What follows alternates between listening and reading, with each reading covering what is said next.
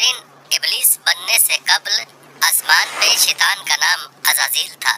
وہ طاؤس ملائکہ، بادشاہ افلاک، فرشتوں کا امام، مقربین کا سردار، جنت کے بیت المال کا خازن اور معلم ملائکہ تھا۔ اتنے اعزازات کے بعد بھی آخر عزازیل ابلیس کیسے بنا؟ حیرت کی بات ہے کہ اللہ تعالیٰ کا مقرب اپنے کس فعل کی وجہ سے مردود بنا۔ ایک اور تعجب کی بات یہ ہے کہ ایک دفعہ ابلیس ادب و احترام کے قرینوں کا خیال رکھتے ہوئے جب لوح محفوظ پر پہنچا تو اس نے وہاں لکھا ہوا دیکھا اعوذ باللہ من الشیطان الرجیم، یعنی پناہ مانگتا ہوں اللہ کی شیطان مردود سے۔ یہ پڑھ کر اس نے اللہ سے سوال کیا کہ شیطان کون ہے؟ اللہ تعالیٰ نے بہت ہی خوبصورت جواب دیا۔ تو ناظرین، پوری کہانی جاننے کے لیے آپ کو ویڈیو آخر تک لازمی دیکھنا ہوگی۔ تو چلیں شروع کرتے ہیں۔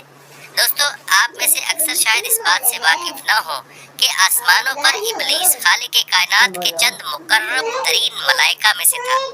اسے یہ اعزازات ہزاروں سال تک دن و رات کی مسلسل ریاضت اور عبادات کے باعث عطا فرمائے گئے تھے۔ ہر وقت، ہر لمحہ ذکر الہی اس کی صفت خاص تھی۔ پہلے آسمان سے لے کر 7ویں آسمان تک، جنت الماوا سے لوح محفوظ تک، بلا روک ٹوک رسائی نے اسے دوسروں سے برتر کر دیا تھا۔ حضرت آدم علیہ السلام کے دنیا میں آنے سے قبل کرۂ ارض اور آسمان پر 2 قسم کی مخلوقات رہتی تھیں، ایک نوری اور دوسری ناری۔ نوری مخلوق نور سے پیدا کیے گئے فرشتے ہیں جو آسمانوں میں رہ کر دن رات عبادت الہی میں مصروف رہتے ہیں۔ ان کے یہاں عورتیں ہوتی ہیں اور نہ ہی ان کی نسل چلتی ہے۔ ناری مخلوق جنات ہیں جو آگ سے پیدا کیے گئے، یہ زمین پر رہتے ہیں۔ ان کے یہاں عورتیں بھی ہوتی ہیں اور ان کی نسل بھی خوب پھیلتی ہے۔ جنات میں شر کا مادہ بہت زیادہ ہوتا ہے۔ اکثر لوگ ابلیس کو بھی فرشتہ سمجھتے ہیں، لیکن وہ جنات کی نسل سے تھا اور آگ کے بھڑکتے شعلے سے پیدا کیا گیا تھا۔ اس طرح انسانوں میں حضرت آدم علیہ السلام کو ابو البشر کہا جاتا ہے، اسی طرح اس کے جد امجد تارانوس کو ابو الجن کے نام سے یاد کیا جاتا تھا۔ کچھ مورخین نے ان کا نام مارج بھی لکھا ہے۔ یہ ابلیس کے پیدا ہونے سے 1.5 لاکھ سال پہلے کا واقعہ ہے کہ ابلیس کے والد، جس کا نام چلیپا تھا اور ابو الغوی ان کی کنیت تھی، اس کے والد کا چہرہ ببر شیر جیسا تھا۔ وہ بڑا باروق، بہادر، قوی اور ڈنڈر جن تھا۔ وہ اپنی قوم کا سردار تھا۔ قوم اجنا کا ہر جن اس کی دہشت سے خوف کھاتا تھا، اسی لیے اس کی قوم اسے شاشین کے نام سے یاد کرتی تھی، جس کے معنی ہے دل دہلا دینے والا۔ ابلیس کی والدہ کا نام تبلیس تھا۔ وہ بھی اپنے شوہر کی طرح طاقتور، بہادر اور نڈر تھی۔ جنوں کی اکثریت سرکش، شرپسند، فسادی اور جنگ و جدل کی دلدادہ ہے، جبکہ نیک اور پرامن جنوں کی تعداد آٹے میں نمک کے برابر ہے۔ ابلیس کے والد نے اپنے قبیلے کے لیے بہت جنگیں لڑیں اور ایک وقت وہ آیا کہ تمام قبائل اس کے زیر نگیں ہو گئے، اور یہی وہ وقت تھا کہ جب اس کی قوم غرور و تکبر میں مبتلا ہو کر سرکشی پر اتر آئی، یہاں تک کہ ان کے جھگڑوں، فسادات اور خون خرابے سے زمین سرخ ہو گئی۔ لہٰذا اللہ تعالیٰ نے اس فساد کو کلا کما کے لیے آسمان سے فرشتوں کی فوج بھیجی۔ زمین پر جنوں اور فرشتوں کے درمیان ایک خوفناک جنگ ہوئی، جس کے نتیجے میں ابلیس کے والدین سمیت زیادہ تر شرپسند جن مارے گئے۔ کچھ سمندر پار دور دراز جزائر میں جا چھپے، جبکہ نیک جنوں نے غاروں میں پناہ لے لی۔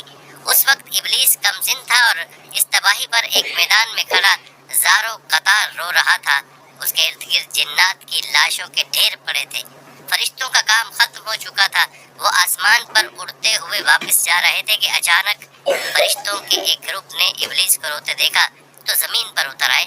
وہ نہایت حسین و جمیل تھا اور چہرے سے معصومیت بھی ٹپکتی تھی۔ انہیں اس پر ترس آ گیا۔ چنانچہ ان رحم دل فرشتوں نے حضرت جبرائیل علیہ السلام کے ذریعے اللہ تعالیٰ سے اسے ساتھ لے جانے کی اجازت طلب کی، اور پھر اللہ کی رضا سے اسے گود میں لے کر پہلے آسمان پر اتر گئے۔ وہاں اس کی تعلیم و تربیت کا بہترین بندوبست کر دیا گیا۔ وہ ذہین تھا اور محنتی بھی، اپنا تمام تر وقت عبادت اور ریاضت میں گزارتا تھا۔ اپنے اتالیق فرشتوں سمیت سب سے بہت کم بات کرتا، اکیلا ہی آسمان کی سیر کو نکل جاتا اور گھنٹوں قدرت الہی کو جاننے کی ناکام کوششوں میں اپنا سر کھپاتا۔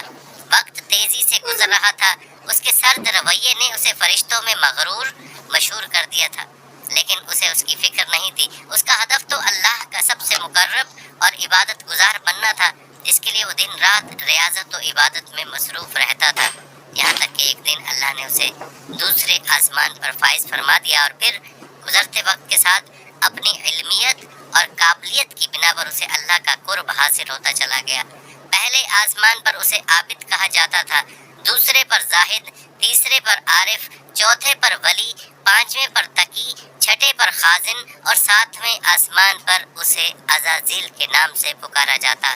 یہ تخلیق آدم علیہ السلام سے ہزاروں سال پہلے کی بات ہے کہ ایک دفعہ ابلیس ادب و احترام کے قرینوں کا خیال رکھتے ہوئے جب لوح محفوظ پر پہنچا تو اس نے شکر و احسان سے بوجھل پلکوں کو اٹھا کر اوپر دیکھا